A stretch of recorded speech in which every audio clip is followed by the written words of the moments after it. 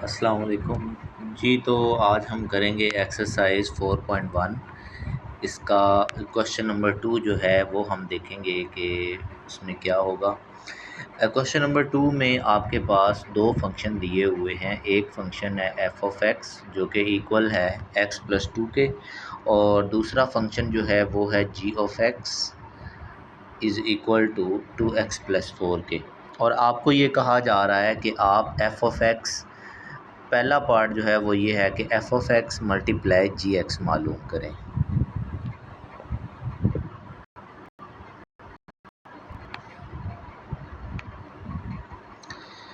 जी, तो first part इसका देखें। F of x is multiply G of X हमने मालूम करना है। तो इसका आंसर लिखने के लिए हम सबसे पहले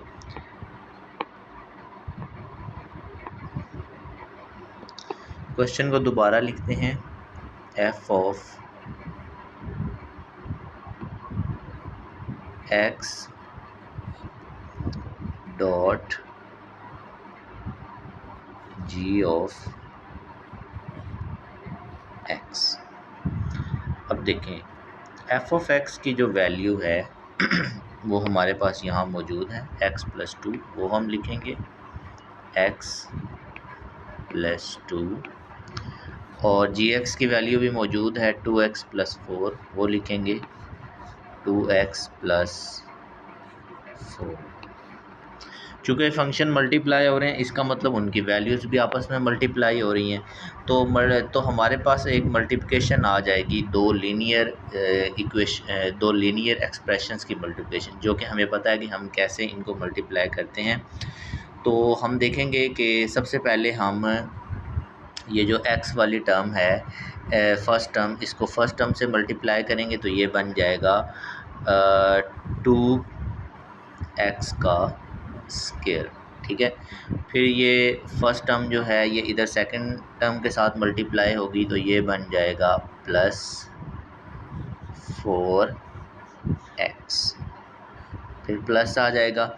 अब फर्स्ट टर्म की बारी पूरी होगी, अब यहाँ सेकंड टर्म की बारी है। ये जो सेकंड टर्म है ये पहले फर्स्ट टर्म के साथ मल्टीप्लाई होगी इसके साथ, तो ये बनेगा 2 2s आर 4x प्लस, फिर ये सेकंड टर्म, इसकी भी सेकंड टर्म के साथ मल्टीप्लाई होगी तो ये बनेगा 2 4s आर 8। ठीक है, अब हम इनको मज़ीद सिंप्लीफाई कर लेते हैं।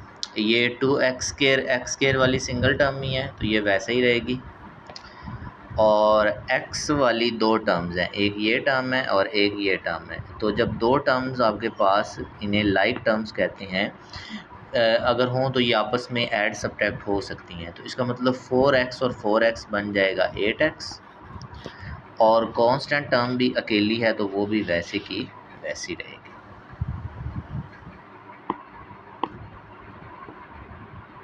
जी, तो इसका सेकंड पार्ट देखें। सेकंड पार्ट है g of x multiply f of x. काम हमने वही करना है, लेकिन अब की बार जो जी ऑफ एक्स है वो पहले होगी और जो एफ ऑफ एक्स है वो बाद में होगी। तो हमने आंसर में भी जी ऑफ एक्स की वैल्यू पहले लिखनी है जो कि हमारे पास है 2x प्लस 4, और एफ ऑफ एक्स की वैल्यू बाद में लिखनी है जो कि हमारे पास है x प्लस 2। तो अब हम इनको मल्टीप्लाई करेंगे।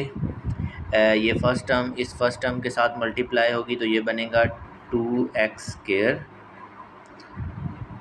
फिर ये फर्स्ट टर्म जो है ये इधर सेकंड टर्म के साथ मल्टीप्लाई होगी तो ये बनेगा 4x, फिर फर्स्ट टर्म की बारी ख़त्म। अब सेकंड टर्म फर्स्ट टर्म के साथ मल्टीप्लाई होगी तो ये बनेगा 4x, और फिर सेकंड टर्म इधर सेकंड टर्म के साथ मल्टीप्लाई बनेगी तो ये बनेगा 8।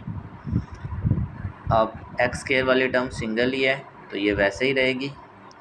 x वाली दो टर्म में एक ये है और एक ये है। ठीक है, तो ये आपस में लाइक टर्म्स हैं, ऐड हो जाएंगी तो ये बनेगा 8x और ये 8 आ जाएगा।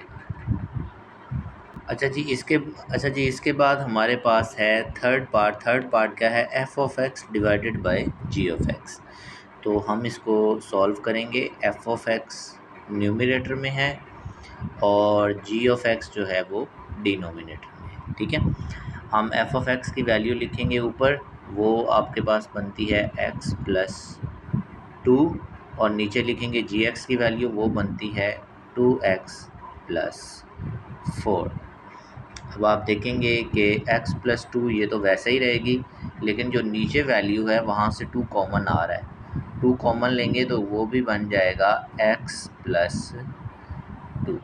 तो इनकी कटिंग हो जाएगी, ये कट होगी इसके साथ, ठीक है। तो ऊपर आपके पास बन गया 1 और नीचे आपके पास बन गया 2, तो इसका आंसर आ गया 1/2।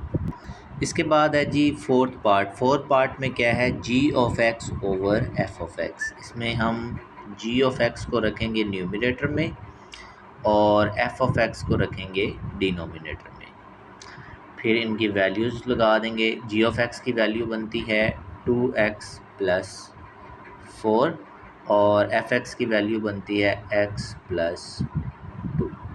अब ऊपर न्यूमरेटर में 2 कॉमन आ रहा है, तो ये बनेगा x plus 2 divided by x plus 2, ठीक है। तो अब इनकी कटिंग हो जाएगी, ये कटिंग होगी इसके साथ, ऊपर बचा 2 और नीचे बचा 1, तो इसका आंसर आ गया 2/1।